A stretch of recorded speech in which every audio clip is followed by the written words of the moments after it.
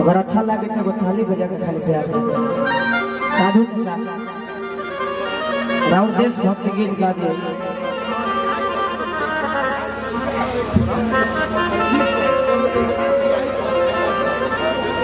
यही गीत में सुना देशभक्ति गीत।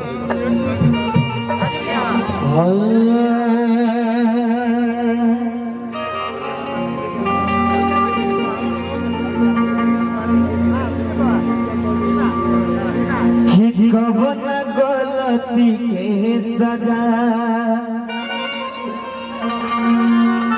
दुनिया में प्यार सभे को करेला केकरो पास भैंस हो तो भैंसों में प्यार करे, लेकिन दुनिया में सबके प्यार करला अपना दादी ले करेले लड़का करे से बाबू कहना एगो लड़का से बला मोहब्बत करता बाबू आओ ऐसे ने प्यार में केहू का धोखा मिल जाए दिल पक्का गुजरेला कि कवन गलती के सजा कि बोलते तबाड़ू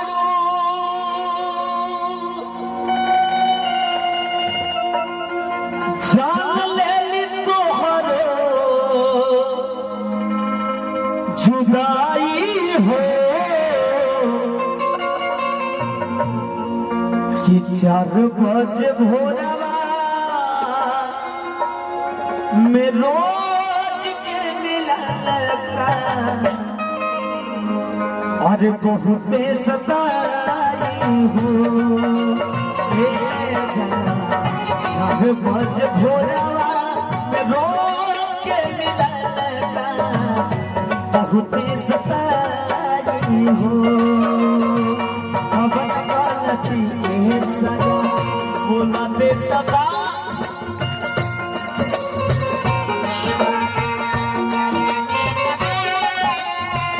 अब गलती के सजा बोला दे तबाड़ू जान ले ली तोहारो जुदाई हो 4 बजे भोरवा में रोज के मिललका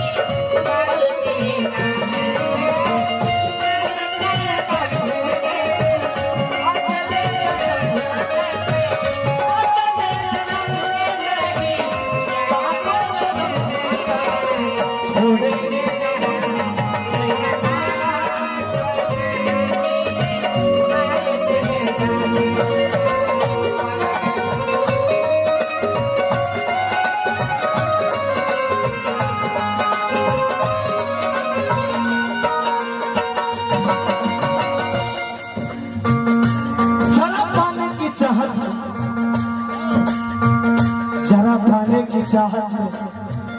बहुत कुछ छूट जाता है। जरा पाने की चाहत में बहुत कुछ छूट जाता है।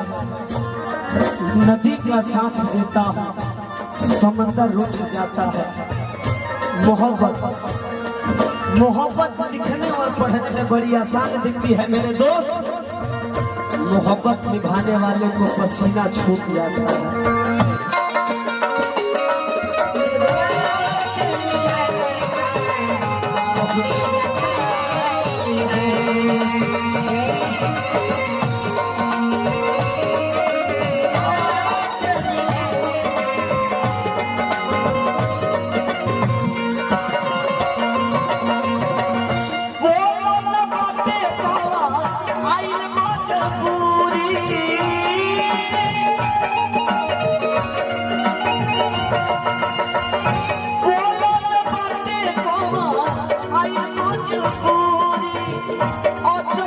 हमरा से बना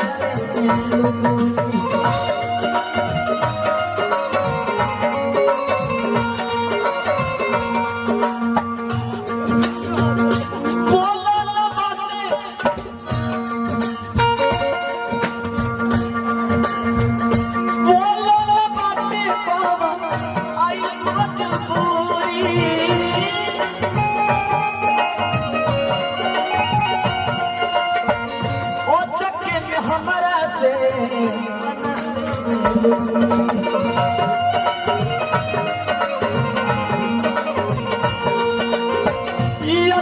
में हमरा से बना दे दूरी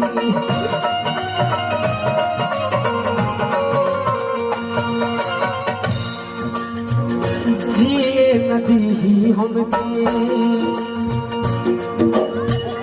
जिए नदी हमके जालिम जमाना